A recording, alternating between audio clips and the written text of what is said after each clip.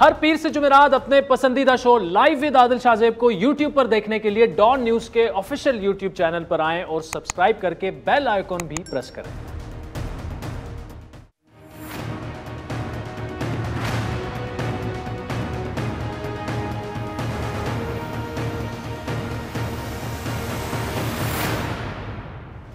अस्सलाम वालेकुम, मैं हूं आदिल शाहजेब। नाज़रीन, जिस तेज़ी के साथ तालिबान ने अफगानिस्तान पर कंट्रोल हासिल किया उसकी तवक्को दुनिया में किसी को नहीं थी। हर कोई हैरान है। सबसे ज़्यादा परेशान खुद अमेरिका है, जिसने 20 साल $2 खरब अफगान जंग में झोंके 2,500 अपने फौजियों की वहाँ पर वो हलाक हुए। अफगान सिक्योरिटी फोर्सेस के 66,000 एहलकार मारे गए। इसी अमेरिका ने अफगान फोर्सेस की तरबियत पर 89 तकरीबन $90 अरब सर्फ किए, उन्हें जदीद असले से लेस किया और यही अफगान फोर्सेस सिर्फ एक माह भी तालिबान को अफगानिस्तान पर कंट्रोल हासिल करने से ना रोक सकी।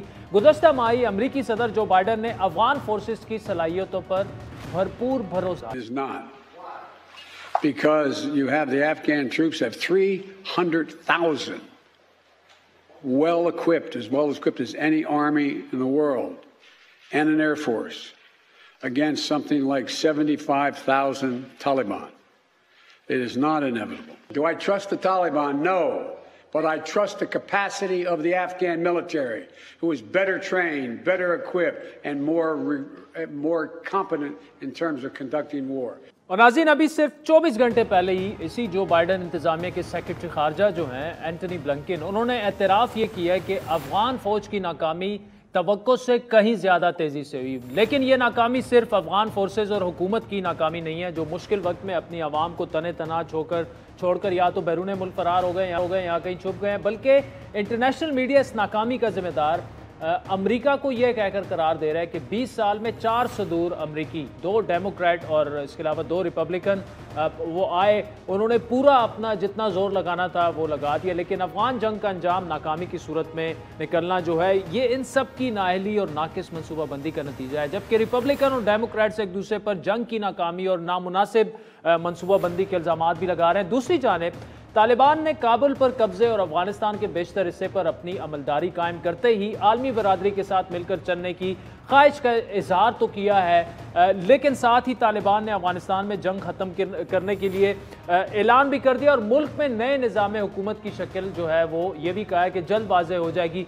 अब मसला यहाँ पर यह है नाज़रीन कि ये तो तालिबान का वर्जन है, लेकिन एक वर्जन ये भी सामने आ रहा है कि वहाँ पर जो ख़वातीन हैं वो थोड़ी सी खौफ में है कि क्या हमें जो स्पेशली बच्चियों की जो तालीम है उसकी इजाज़त दी जाएगी, जो ख़वातीन जो वर्किंग जिन्हें ख़वातीन कहा जाता है क्या उनको काम करने की इजाज़त दी जाएगी। सिविल राइट्स हैं, ह्यूमन राइट्स हैं, इस पर बड़ी खुलकर इस वक्त इंटरनेशनल मीडिया में भी बात हो रही है और शायद यही चीज़ डिटरमिन करेगी कि तालिबान को इंटरनेशनल रिकग्निशन जो है वो कितनी तेज़ी से मिलती है। दूसरी जानिब ईरान का ये कहना है, अगर रीजन की हम बात करें, कि वो चाहता ये है कि अफगानिस्तान में तमाम ग्रोह जो हैं वो एक कौमी मुआहदा तश्कील दे। इस तमाम सूरत हाल में पाकिस्तान को हाल और मुस्तक़बिल में कई चैलेंजेस का सामना करना पड़ेगा, जिसमें सबसे बड़ा चैलेंज कलअदम TTP की सूरत में सामने आ सकता है, जिसके कई अहम रहनुमा जो हैं वो तालिबान के कब्जे से उनकी तस्वीरें सामने आ चुकी हैं, क्योंकि जेलों को तोड़कर जितने कैदी थे सबको रिहा कर दिया गया, उनमें वो भी मौजूद थे। बड़ी तादाद में रेफ्यूजीज एक और चैलेंज है, वो भी आ सकते हैं। साथ ही काबुल में बदलती सूरत हाल में शुमाली अफगानिस्तान के कुछ रहनुमा जो हैं वो पाकिस्तान, उनका डेलीगेशन पहुँचा है, उनमें से एक अहम रहनुमा जो हैं उनका हमने आज इंटरव्यू भी किया है। आज दूसरी जानिब इमरान खान की सरबराही में कौमी सलामती कमेटी का इजलास हुआ, जिसमें अफगानिस्तान की जो सिचुएशन है ताज़ा तरीन उस पर गौर किया गया और एक एलामिया जारी किया गया जिसमें कि अफगानिस्तान की सूरत हाल के पाकिस्तान पर असरात सिक्योरिटी का जो है वो जायज़ा लिया गया और इस एलामिया के मुताबिक अफगान ग्रोह यकीनी बनाएं कि अफगानिस्तान की सरजमीन जो है वो पाकिस्तान समेत किसी भी मुल्क के ख़िलाफ़ इस्तेमाल ना हो। और नाज़रीन, इस तमाम सूरत हाल पर बात करेंगे। अफगान उमूर पर नज़र रखने वाले सीनियर सहाफ़ी समी यूसुफज़ई हमें ज्वाइन करेंगे। अमेरिका से डॉन से वाबस्ता सीनियर सहाफ़ी अनवर इकबाल साहब ने हमें ज्वाइन किया है, जबकि काबुल से इस वक्त ताज़ा तरीन सूरत हाल क्या है वहाँ के सहाफ़ी अनीसुर रहमान हमारे साथ मौजूद होंगे। और इस्लामाबाद में सीनियर सहाफ़ी हैं, कॉलमिस्ट भी हैं और AVT खैबर के वो چیف ایگزیکٹو بھی ہیں، حسن خان صاحب ہمارے ساتھ موجود ہیں۔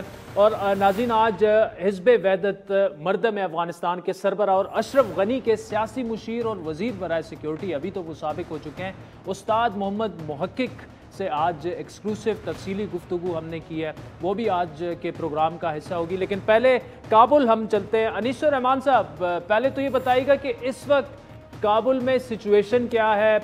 کل تک تو یہ تھا کہ کوئی خوف کی فضا بھی تھی، سڑکوں پر آپ کو کیا نظر آ رہا ہے؟ اور ایئرپورٹ کا بھی تھوڑا سا بتائیے گا، وہاں پر ہلاکتیں بھی کچھ ہوئی ہیں؟ بہت شکریہ۔ دیکھیں، آج میں نے تقریباً پورا دن کابل شہر میں گزارا اور میں مختلف جگہوں پہ گیا۔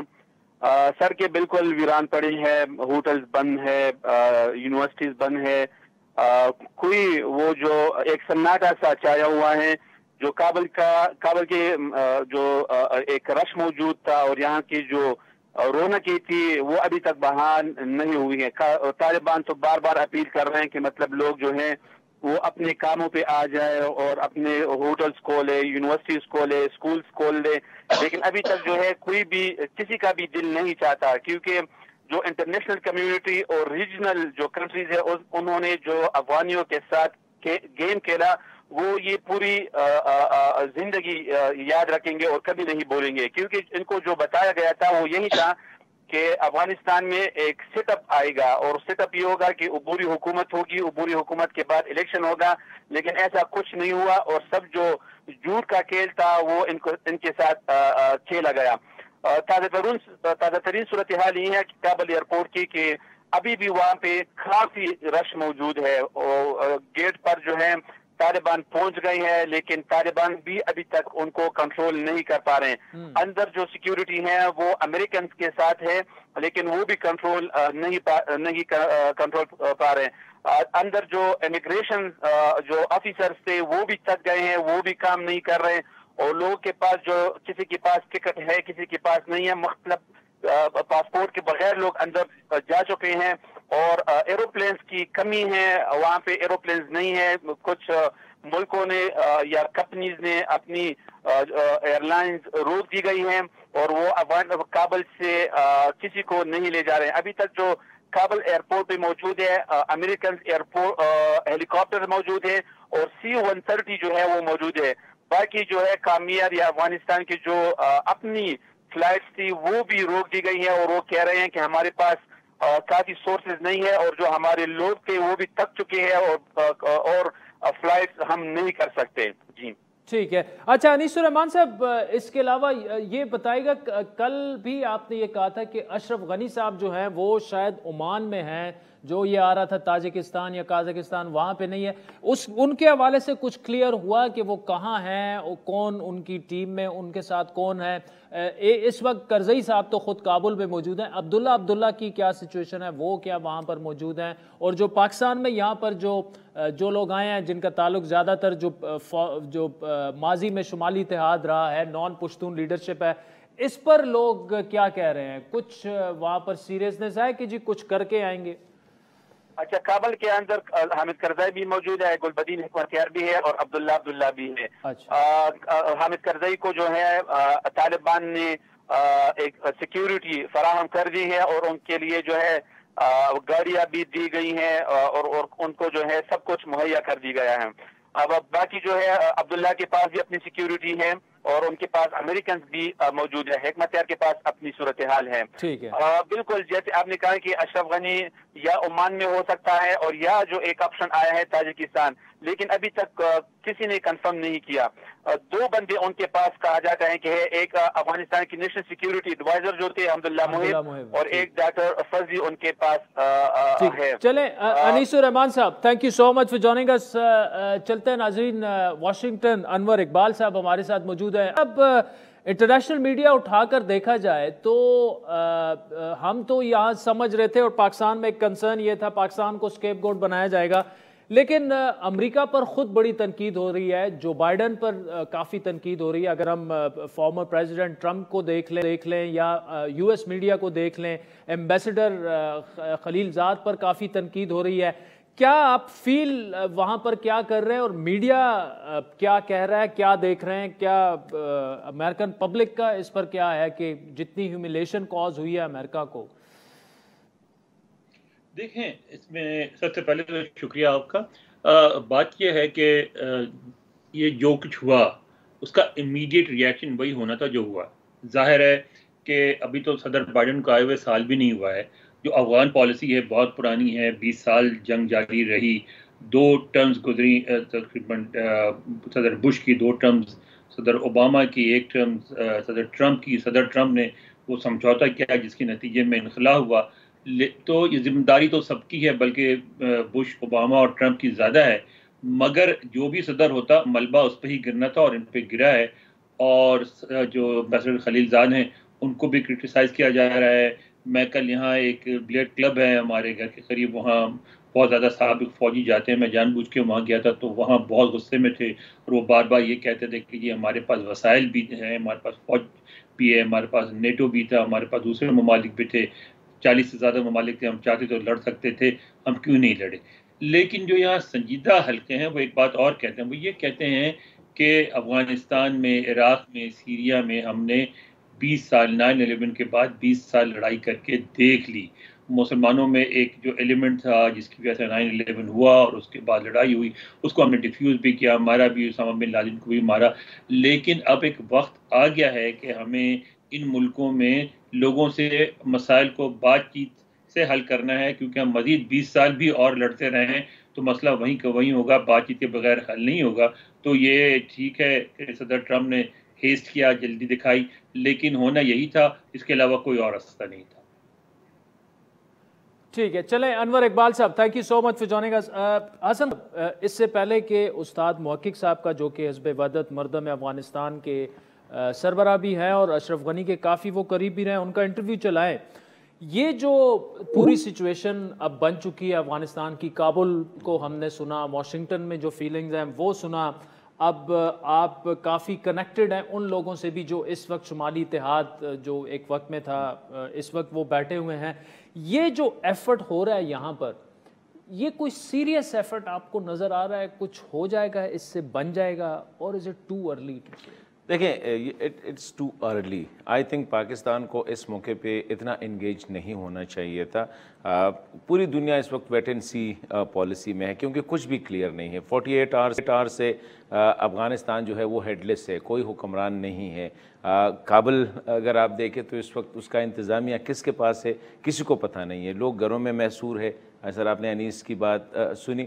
میرے خیال میں پاکستان کو اس وقت تھوڑا سا صبر کا مظاہرہ کرنا چاہیے, کیونکہ ماضی میں ہم نے جو غلطیاں کی ہے کہ ایسے موقعوں پہ ہم نے نی جرک ریئیکشن کر کے خامخواہ اپنے آپ کو جو ہے نا وہ stand up and be counted والی بات ہے. ابھی یہ جو لوگ آئے ہیں دے آر ویری رسپیکٹیبل.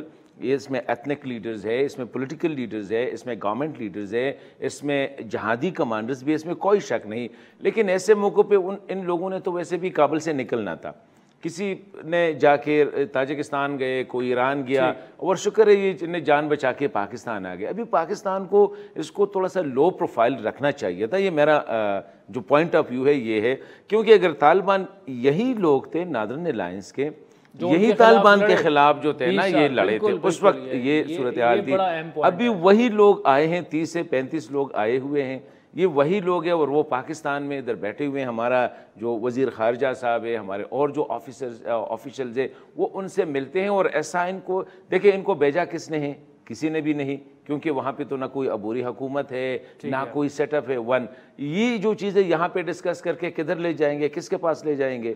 وہاں پہ تو طالبان ہے. ابھی طالبان کی طرف سے جو 4 نام تھرو کیے جا رہے ہیں اس کے لیے, عبوری سربراہ کے لیے, اس میں تو کوئی بھی کہیں سے, وہ تو ان کے اپنے طالبان ہیں. صحیح بات ہے. تو مطلب یہ ہے کہ مجھے اس وقت تھوڑا سا پاکستان کو ویٹ کرنا چاہیے, تھوڑا سا سچویشن میچور ہو جائے, اس کے بعد کیا جائے. ناظرین, وقت تو چاہتا ہے جس کے بعد استاد محقق سے ہم نے ایکسکلوسیو انٹرویو کیا آپ سے تھوڑی دیر پہلے, تو بریک سے جیسے ہی آئیں گے تو وہ انٹرویو آپ دیکھیں گے. استاد محقق جو ہیں بڑے اہم کی پولیٹیکل پلیئر ہیں افغانستان میں, اشرف غنی کے کافی قریب رہے ہیں, ان کے پولیٹیکل ایڈوائزر بھی تھے, اور ان کے جو سیکیورٹی کے انچارج تھے, مشیر آپ کہہ لیں, وہ بھی تھے. وہ اس وقت کیا سوچ رہے ہیں، اس ڈیلیگیشن کا وہ حصہ ہیں، ان سے آج اسلام آباد میں ایکسکلوسیو گفتگو کی ہے. بریک کے بعد وہ ملاقات.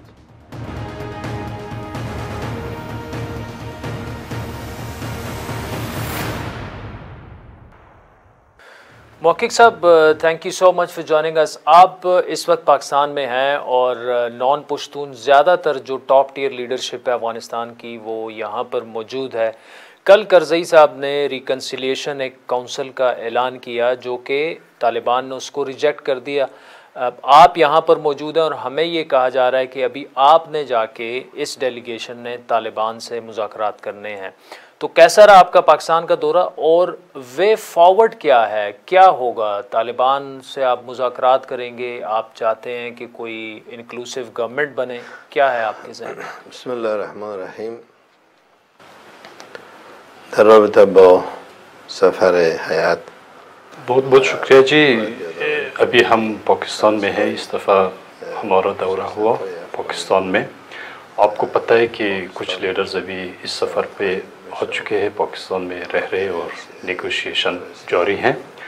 اس سفر کا بندوبست پہلے بھی ہو چکا تھا 1 مہینہ پہلے، لیکن کچھ مشکلات کی وجہ سے یہ نہیں ہو پایا اس ٹائم میں.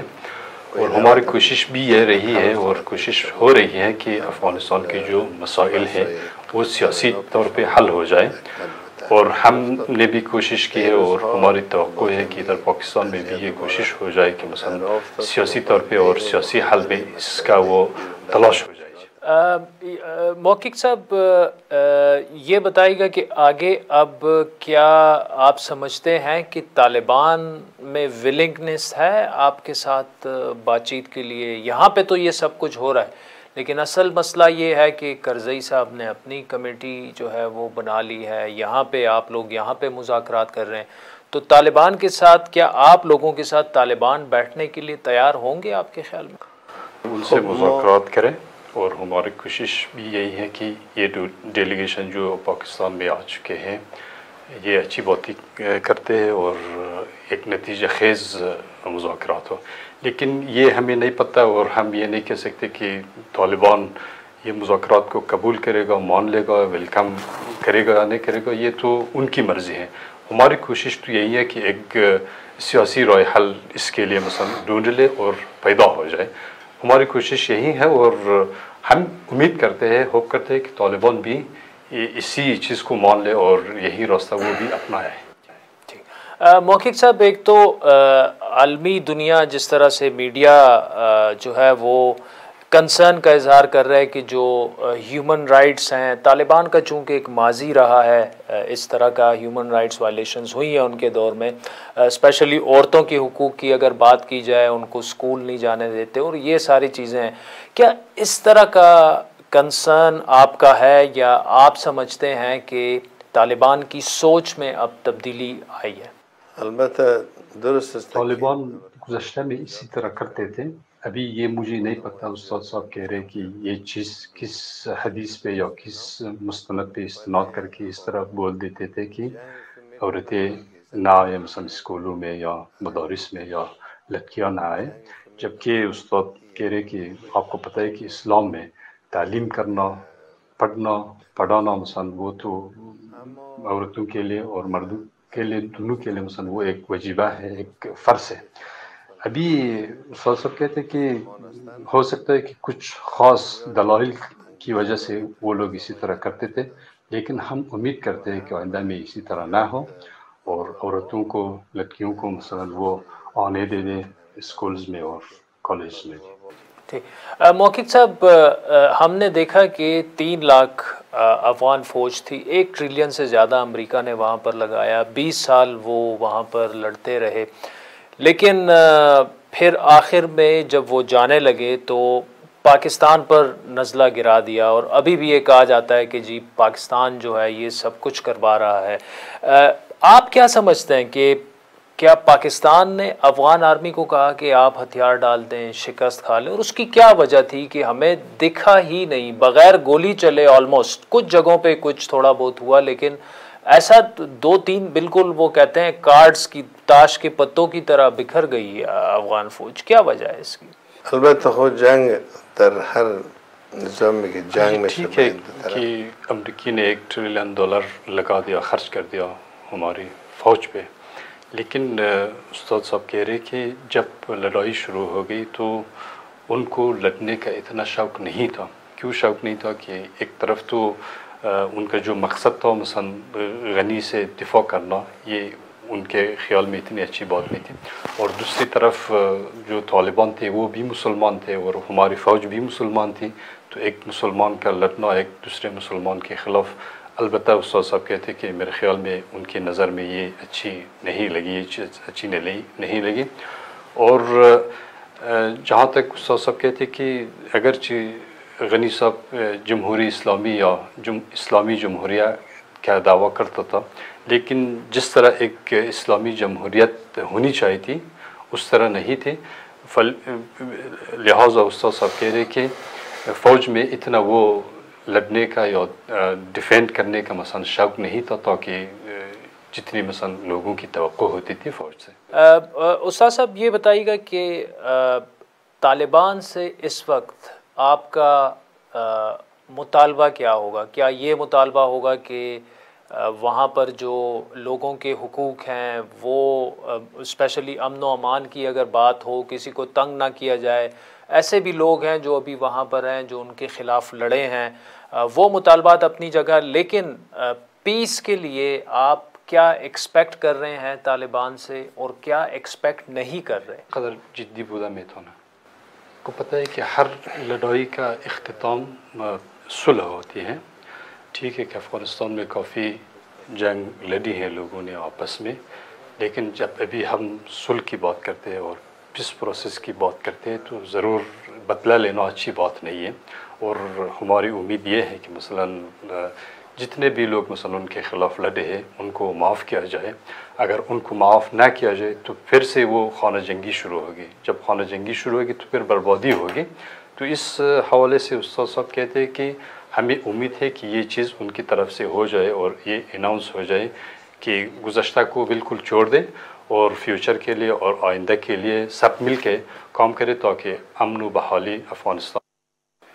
उस्ताद साहब दो आखिरी छोटे छोटे सवाल। एक तो पंजशेर में अमरुल्लाह साले और अहमद शाह मसूद के बेटे ने रेजिस्टेंस का ऐलान कर दिया है, आप क्या समझते हैं, कितना सीरियस लेंगे इस रेजिस्टेंस को? हमारी सरजमीन तो बड़ी सरजमीन है, अगर कोई चाहिए कि मसलन उधर रेजिस्टेंस की बात करे या रेजिस्टेंस के लिए खड़े हो जाए, ये ठीक है, तो किसी जगह पे जाके मसलन वो रेजिस्टेंस का वो ऐलान कर सकते हैं।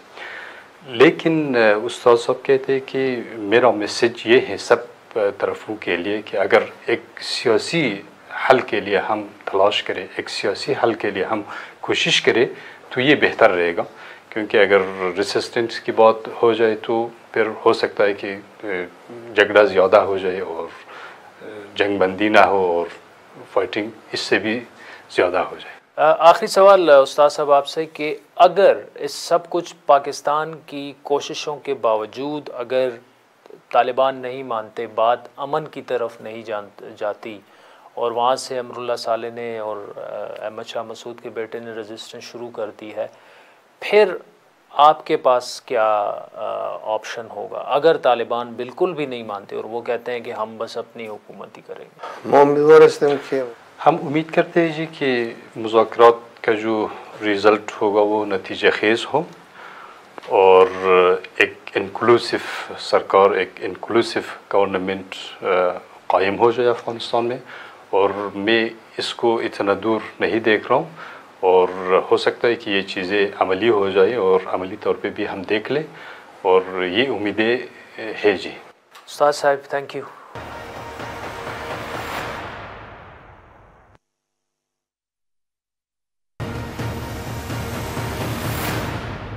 वेलकम बैक नाज़रीन, आपने ब्रेक से पहले उस्ताद मुहक्किक का इंटरव्यू सुना जो कि अपनी सियासी बड़ी अहम सियासी जमात है उसके सरबरा भी हैं और अशरफ गनी के बड़े करीबी सियासी मुशीर भी वो रहे हैं। हसन खान साहब हमारे साथ मौजूद है। हसन खान साहब, एक तो मुहक्किक साहब ये कह रहे हैं कि जी तालिबान को बिल्कुल आम माफ़ी, जो कि वो आम माफ़ी का ऐलान तो कर चुके हैं, लेकिन शायद अभी भी मुहक्किक साहब नहीं समझ रहे कि उस तरह उन्होंने अपने उन लोगों को माफ़ किया जो 20 साल उनके ख़िलाफ़ लड़ते रहे। दूसरा, उन्होंने जो विमेंस राइट्स हैं, स्पेशली बच्चियों की तालीम पर, اس پر بھی آپ نے سنا ان کو کہ وہ یہ کہہ رہے ہیں کہ جی یہ الاؤ ہونی چاہیے. اب یہ ایسی چیزیں ہیں اسپیشلی جو ہیومن رائٹس ہیں, وومن رائٹس ہیں, اس پر جا کے گوٹی پھنسے گی. ایون انٹرنیشنل ریکگنیشن اس طرح سے طالبان کو نہیں ملے گی اگر طالبان اس طرف نہیں گئے. آپ ان کو اس طرف جاتا دیکھ رہے ہیں کہ وہ خواتین کو اسکولوں میں اور جو خواتین کام کر رہی ہیں ان کو اسی طرح رکھنے دیں, یا آپ سمجھتے ہیں کہ طالبان بدلے نہیں ہیں ابھی تک؟ دیکھیں عادل بھائی, جب طالبان آئے تو وی ور اسٹوڈنٹس آف سیکنڈری اسکولس, یعنی کالج کے وہ تھے. اس وقت نہ موبائل تھا, نہ یہ میڈیا اس طرح تھا, نہ یہ دنیا کی اتنی کمیونیکیشن تھی. اور میرے خیال میں فاسٹ فارورڈ 27 ایئرس جو ہو گئے ہیں, کافی انٹریکشنز کی ہو گئی ہے. اور ابھی یہ جو ویمن ایجوکیشن ہے it is not a privilege now. آپ کہتے ہیں ابھی یہ رائٹ سمجھا جاتا ہے. ایون ہمارے علاقوں میں اگر آپ دیکھ لیں تو اگر آج سے 30-40 سال پہلے چلے جائے تو it was a type of a privilege. خاص فیملیز ہوتی تھی یا خاص لوگوں کے بچے جو ہے وہ اسکول جاتے تھے. تو میں سمجھتا ہوں کہ یہ ہوگا لیکن سیگریگیٹڈ ہوگا. دیکھیں طالبان کا جو میجر میں جو سمجھتا ہوں وہ یہ نہیں ہے, نہ یہ افغان کا مسئلہ ہے. افغان کا سب سے بڑا مسئلہ کیا ہے؟ وہ ہے امن. کیونکہ 40 سال سے وہ بلٹ اینڈ گنز کے نیچے جو ہے انہیں زندگی گزاری. اور ایک انٹرنیشنل فٹیگ بھی ہے کہ کب تک انٹرنیشنل کمیونٹی افغانوں کو پالے گی بھی, کھلائے گی بھی, ان کو بنائیں گے بھی, ان کی ریاست بھی چلے گی ایٹسیٹرا. تو انٹرنیشنل فٹیگ بھی ہے اور افغانوں کا یہ بھی ہے کہ وہ امن چاہتے. تو یہ مسائل میں سمجھتا ہوں کہ ابھی جو تھنکنگ ہو رہی ہے, آئی ایم ناٹ شیور کہ کتنی حد تک یہ کہ ایران ماڈل ٹائپ کا ایک وہ چاہ رہے ہیں کہ جس طرح ایک سپریم لیڈر ہوگا, اس کے نیچے ایک کونسل ہوگی اور وہ کونسل جو ہے وہ آگے سے اور وہ فیصلے کرے گی. آلریڈی اگر آپ دیکھیں کل جو فوٹیج آ رہی تھی کابل سے, اس میں کچھ ایسے بھی فوٹیج تھی کہ جس میں لڑکیاں اسکول جا رہی ہیں. تو اس کا that will not be an issue. میرے خیال میں محقق صاحب ان کو اپنا, جس طرح میں نے کہا کہ ماضی میں ان لوگوں نے کافی ریزسٹ کیا تھا طالبان کو, تو میں سمجھتا ہوں اگر اسماعیل خان کو ملی ہے, جو کہ اسماعیل خان وہ شخصیت ہے کہ اس کو طالبان نے پکڑ کے ان کو چھوڑا, اور اس کے بعد یہ اب طالبان کے بڑے ڈیڈلی تھے اینٹی طالبان کمانڈر اس کے اسماعیل خان کے بارے میں. اسماعیل خان ہو گئے, گل آغا شیرازی کو گل آغا شیرازی ہو گیا, یہ کافی عطا محمد نور ہو گئے, یہ جو تھے ابھی جو بھاگ گئے رشید دوستم صاحب, اس نے تو کنٹینر میں بند کر کے ان کو ہزاروں کی تعداد میں وہ جو میٹل کنٹینرز میں بند کر کے دشت لیلا جو ہے اس میں چھوڑ رکھا تھا. تو دیکھیں افغانستان میں ہر کسی کو پتہ ہے کہ کس نے کتنا ظلم کیا ہے, اور آپ کو پتہ ہے کہ آپ نے کیا کیا ہے. تو یہ ایک ڈر ہے. لیکن میں سمجھتا ہوں کہ جس طرح طالبان, دیکھیں طالبان کا کوئی ٹیوٹر ہے, یہ ایسا نہیں ہے کہ جس طرح وہ اٹھ کے اور جس طرح وہ بیہیو کر رہے, جس طرح وہ انٹرنیشنل انٹریکشن کر رہے ہیں, جس طرح وہ ڈپلومیٹک آؤٹ ریچ کر رہے ہیں, مطلب یہ کہ پورے کیپٹل میں جا رہے, کوئی ہے ان کو پراپر جو ہے وہ کرنے کے گائیڈ کر رہا ہے. And that is the reason کہ سو فار طالبان نے ابھی تک کوئی غلطی نہیں کی ہے اس دفعہ. اچھا یہ بتائیے گا مختصراً, حسن خان ٹائم ہمارے پاس کم ہے, یہ جو وزراء کے بیانات آ جاتے ہیں, آج پرائم منسٹر صاحب نے کہا کہ جی افغانوں نے غلامی سے جو ہے وہ آزادی, اس طرح کے بیانات جو ہیں افغان اور ریجنل سچویشن میں کتنے نقصان دہ ہیں؟ دیکھیں میرے خیال میں یہ بہت زیادہ ڈیمیجنگ ہے پاکستان کے لیے. ہم میں یہ ایک عادت ہے کہ ہم بولتے زیادہ ہیں. ہمارا فورن منسٹر ہو گیا ہے, ہمارا انفارمیشن منسٹر ہو گیا, ایون انٹیریئر منسٹر ہو گیا, جن کو بولنا چاہیے وہ نہیں بولتے, جن کو مطلب ہے کہ منہ بند رکھنا چاہیے. دوسری بات ہے کہ ہسٹوریکل کنٹیکسٹ بھی آپ نے دیکھنا ہے. ماضی میں دیکھیں انہی وجہ سے ہم نے بہت زیادہ مطلب ہے کہ ہم نے بھگتی انٹرنیشنل پریشر. یہ ہمارے آج آپ جب افغان ہمیں کہتے ہیں تو وہ کوٹ کرتے ہیں نا کہ پلانے موقع پہ پلانے نے یہ کہا تھا, پلانے نے یہ کہا تھا, پلانے نے یہ کہا تھا, اور یہ جرنیلوں نے بھی کہا ہے, یہ ہمارے سیاسی لیڈروں نے بھی کہا ہے. میرے خیال میں اس وقت بہتر ہوگا کہ ہم فورن آفس کو یہ کام چھوڑ دیں جو کہ پروفیشنلی اس کو ہینڈل کرے. اسی طرح اگر ایک منسٹر, ایک پرائم منسٹر کا بیان, تو I think it's very damaging کہ آپ کہتے ہیں کہ جس طرح اگر آپ ایئرپورٹ کی ویژول دیکھیں, اگر یہ غلامی سے آزادی ہے کہ جس طرح لوگ جہاز کے ساتھ جو ہے نا, اٹ از آئی تھنک آج کے جو ویژول ہے ویری سیڈ ویژول ہے. اور ایک ایسے موقع پہ ایسے بیانات آنا کہ انہیں آزادی غلامی سے جو ہے نا آزادی حاصل کی. بلکہ انفیکٹ کل ایمبیسڈر لودھی نے یہ کہا, ملیہ لودھی نے, کہ جی they need to learn when not to say something. Hassan Khan صاحب thank you so much for joining اس. ناظرین وقت تو چاہتا ہے ایک بریک کا, جس کے بعد آپ سے دوبارہ ملاقات.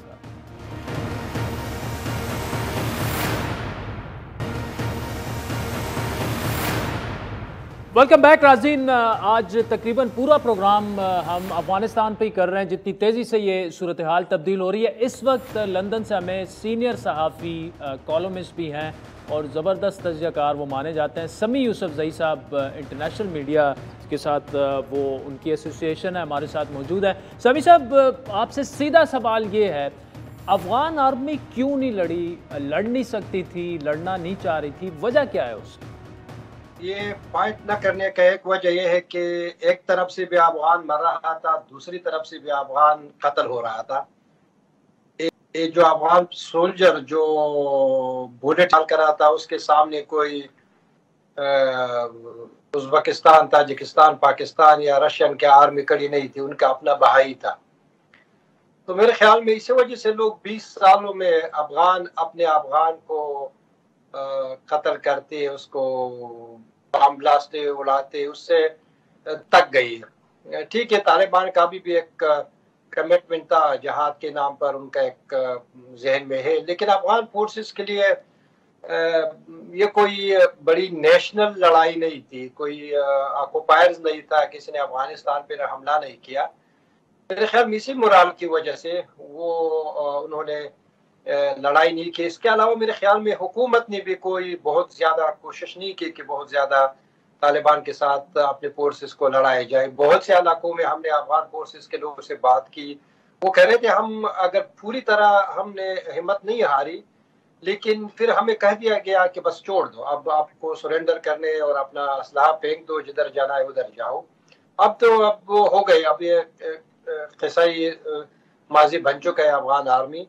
लेकिन बदकिस्मती से अफगानिस्तान का कोलैप्स हुआ, आर्मी का कोलैप्स होना कोई उनके कॉन्सिक्वेंसेस बहुत ही खतरनाक। अच्छा समी साहब, ये बताइएगा, अब आपको क्या होता नजर आ रहा है? आप दोहा ऑफिस के भी तालिबान के करीब हैं, बड़ा क्लोज लिंक्स हैं आप उनके। अफगानिस्तान में जो ग्राउंड पर तालिबान है उनसे भी आप राब्ते में हैं। क्या हो सकता है, क्या नहीं हो सकता?